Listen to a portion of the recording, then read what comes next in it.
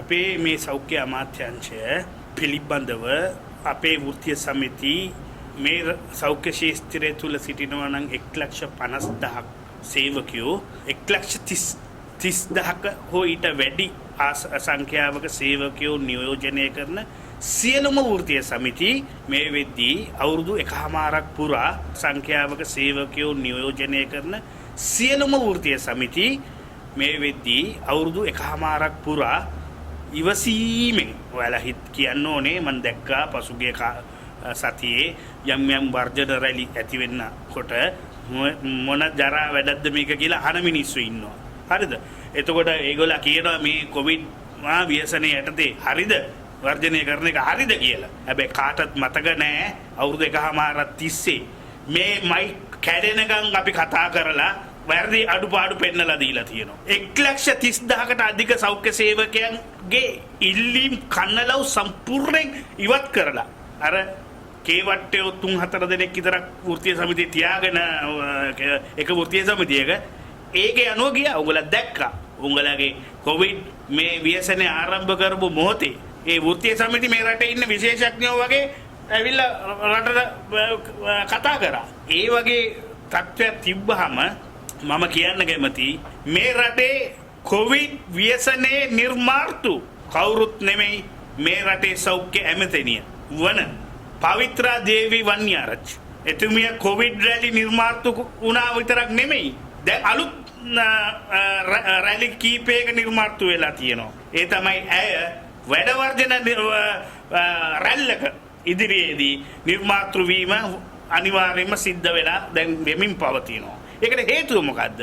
අය අසාර්ථකයි.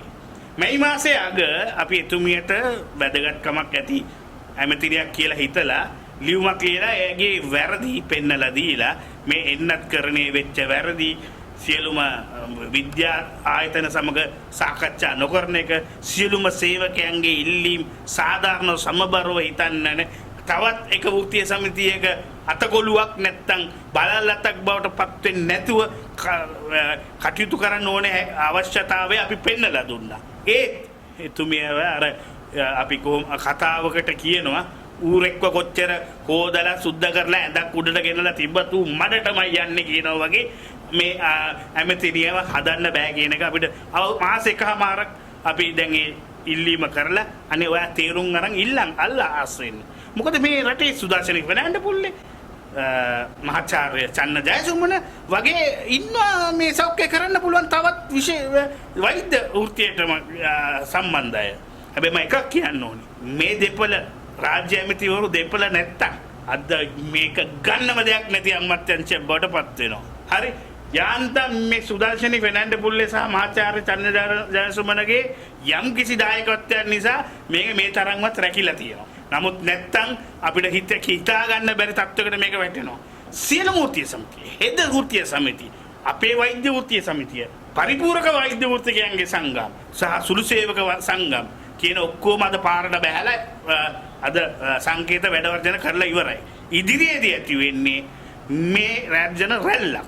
සෞඛ්‍ය ක්ෂේත්‍රයෙන් ඇති වෙන මේ වර්ජන රැල්ල ආරම්භ කරාම මේ කොවිඩ් ව්‍යසනය තුල අනේ අපිට නම් කියන්න එපා මාධ්‍ය සහ ජනතාවට මේක හොඳ නැහැ කියලා. මොකද අපි බලන්නේ තරහදියේ දාලා මේ රට බේර ගන්නවාද සෞඛ්‍ය ව්‍යසනේ මේ කියන්නේ සෞඛ්‍ය ව්‍යසනේ වළක්ව ගන්නවා. දැන් සෞඛ්‍ය ව්‍යසනේ කොහොමත් වළක්ව ගන්න නැහැනේ.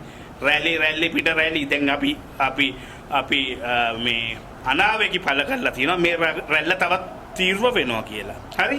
මොකද මේ මෙතන පාලනයක් නැහැ. සෞඛ්‍ය ඇමතිනිය කියන්නේ වංචනික කාන්තාව. ඇයට කිසිම හැකියාවක් නැහැ සමබරව හිතලා. අපි මේ වංචනික කියන්නේ හේතු තියෙනවා. ඇයට කවුරු දෙන මේ කමාන්ඩ්ස් නැත්තම් මේ බලපෑම් අත විතරයි ඇය කටයුතු කරලා තියෙන්නේ.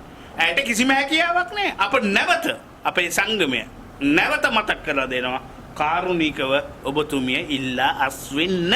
මොකද ඉල්ලා අස්වුන් නැත්තම් අපිට සිද්ධ වෙනවා වෘත්තීය සමිති ඒකාබද්ධ පෙරමුණකට යොමු වෙලා ඉල්ලා අස්වෙන්න තුරු වැඩ වර්ජන එන්න. ඒතර අපි මේ කරන්නේ අද මේ අවවාද කිරීමක් නැත්තම් වෝනින් එකක්. අපි මේකෙන් අදහස් කරන්නේ මේ රටේ මේ ව්‍යසන හමුවේ සෞඛ්‍ය සේවකයන් පාරට ඇද දමලා වර්ජන රැල්ලකට මුහුණ පුරලා අනේ ඔබතුමියට ඔය දේවාල ගානේ ගිහින් පොල් ගැහුවට එක එක ඔය මිත්‍යා දෘෂ්ටික වැඩ කරාට හරියන්නේ මේක රැල්ල පටන් ගන්නවා මේ රැල්ල පටන් ගැනීමට පෙර කරන යම්කිසි පෙර සූදානමක් තමයි කිව්වේ. ඉතින් ඒක රජයේ කරවන ලොකු අයටත් ඒක අපිට හිතනවා ඊට පෙර රජය මැදිහත් වෙලා මේ තීන්දුව ගයිද කියලා. හැබැයි අපි කියනවා අපි නම් සැරසෙනවා. අපි සැරසෙනවා යම්කිසි අපි මේවා පිළිබඳ මේ ඊයේ ගිය සතියේ පිට සතියේ ඇතිවෙච්ච වර්ජන හෙද පරිපූර්ණක වෛද්‍ය සුළු සේවක ඒකෙන් ඇතිවෙච්ච වර්ජනය ඒක වර්ජන යම්කිසි සුළු සංකේතවත් නමුත් සුළු වර්ජන රැල්ලක් ඒක ඒ රැල්ල අපි එන බව මීට මාස 4කට පහකට කලින් කිව්වා. අපි කිව්වා ඊට පස්සේ බැරිම තැන තමයි මේ මාසේ මං හිතන්නේ අග 29ද කොයිද ඩේට් එක අපි ලියුමක් ලියලා මං හිතන්නේ මාධ්‍යය වගියා අපි ලියුම දුන්නා ඔයා ඉල්ලාස් වෙන්න ප්ලීස් කියලා. මොකද ඉල්ලාස් වුණොත් මේකේ ලොකු සෞඛ්‍ය නැවත ගොඩේමක් තියෙනවා. මෙතුමිය ආපු දවසේ ඉඳන් කරේ මාසෙන් මාසෙට කවු හරි ශේස්ත්‍රය අයින් කරලා ඒක පිට දාන එකනේ මෙච්චර කල් කරේ මේ දැන් හරි කියලා. හරි ඇයි කියලා. පිස්සුද? කිසිම හරියාවක් වෙන්නේ නැහැ. මෙතුමිය හිටියොත් මේක අගාධයට තව යනවා. අපි ඉල්ලා සිටිනවා අපි මේ සෞඛ්‍ය ඇමතිවරු ඇති තරම් දැකලා තියෙනවා. හරිද? අමතක කරමුකෝ දැන් විපක්ෂයේ ඉන්න සෞඛ්‍ය ඇමතිවරු. නමුත් නිමල් සිරිපාල ද සිල්වා, මෛත්‍රීපාල සිරිසේන, ජෝන් සෙනවිරත්න, එච්.එම්. ෆෞසි ඇතුළු අපි දැකලා තියෙනවා ඊට පෙර. හරි? ඒ කිසිම කෙනෙක් හැබැයි රජයේ වෛද්‍ය නිලධාරීක සංගමයට කැමති ඇති. මොකද මේ කියවන විට ලිවීම කරනවා ඒගොල්ලන්ට. හරි ඇයගේ තක්සේරුවක් තිබෙනවා මේ ඒගොල්ලන්ත් එක්ක ෂේප් එක හිටියත් ඔක්කොම හරි කියලා. අපි කියා සිටියා ඔක්කොම හරි නෙමෙයි අපි ඉවසගෙන ඉන්නවා තව ටිකක්. මේ අවුරුදු එකමාරක් දැන් ඉවසගෙන හිටියා. දැන් නම් මෙතනින් එහාට යාට දැන්න දෙන්නේ නැහැ අපි සෞඛ්‍ය ශාස්ත්‍රයේ. අපි යාට ගහනවා වෘත්තීය සමිතිය ක්‍රියාමාර්ග වලින්. හැබැයි ඇය ඒක තේරුම් අරන් ඉල්ලාසොනොත් අපි ඇයට ගොඩාක් ස්තුතිවන්ත. ILO නැත්නම් අන්තර්ජාතික කම්කරු සංවිධානයේට අපි ලියනවා ජිනීවා වල ඇයගේ ක්‍රියාකලාපය පිළිබඳ. ඒක හොඳ නැත්තේ මේ රජයට. ජනාධිපති ප්‍රමුඛ රජයට ඒක හොඳ නැහැ. ඒ නිසා ඇය පිළිබඳ අපි විස්තර තියෙනවා. ඇයට ගොඩක් අය කියන්නේ රැලි ඇමතිනිය කියලා. හරි? කොවිඩ් රැල්ල ඇති කරා ඒකට නායකත්වය දුන්නා. ඊට පස්සේ දැන් වෘත්තීය සමිති රැලි කීපයක් ඇති කරනවා. මේ වෘත්තීය සමිති සෞඛ්‍ය ක්ෂේත්‍රයෙන් පටන් ගත්තාම ඒව අන්තිමට කෙලවර වෙන්නේ සමස්ත රටේම වෘත්තීය සමිති වර්ජනය කරලා. දැන් මේ රැලි කීපයක් ඇති වෙලා ප්‍රශ්නාර්ථයක් ඇති වෙනවා නම් ඒකේ වගකීම තනිකර තියෙන්නේ මේ ඇමතිනියටයි වෙන කාටවත් නෙමෙයි. රජයේ වෛද්‍ය නිලධාරීන්ගේ සංගමය නිලවරණය පවත්වලා නැවත ඒකේ ව්‍යවස්ථාවේ හැටියට ඒගොල්ලෝ නැවතපත් වෙන්න ඕනේ මේ අවුරුද්දක් තව ඒගොල්ලන්ට ක්‍රියාත්මක වෙන්න නම්. අද ඔය වෛද්‍ය පාදිනිය ඇතුළු කණ්ඩායම සංගමයේ රැඳී සිටින්නේ මේ කොරෝනා කියලා මුවාවෙන් තව දුරටත් ඉන්න. නමුත් සංගමේ පැහැදිලිව තියෙනවා සංගමේ ව්‍යවස්ථාවේ පැහැදිලිව තියෙනවා ජූනි 30ට පෙර නිලවරණය පවත්වා ගැනීමට අපහසුත් වුණොත් අන්තර්වර්ණ කමිටුවකින් යන්න ඕනි කියලා.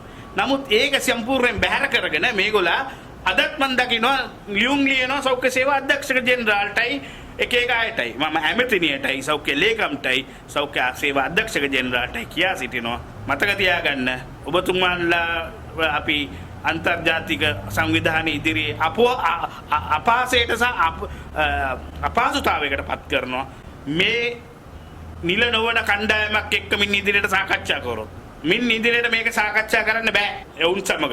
ඒ හින්දා අපි කියා සිටිනවා ඔවුන්ගේ අනනේ දෙන්නේ ඔවුන් දෙන්නේ අන සෞඛ්‍ය අමාත්‍යාංශයට. ඒ නිසා මේක ගැන ස්තරයේ සලකා බලලා අපි කියන දේ තේරුම් ගන්න රජයේ වෛද්‍ය නිලධාරීන්ගේ සංගමයට නිත්‍යානුකූල බලයක් ජූනි 30 වෙනිදායින් පස්සේ නැමෙත.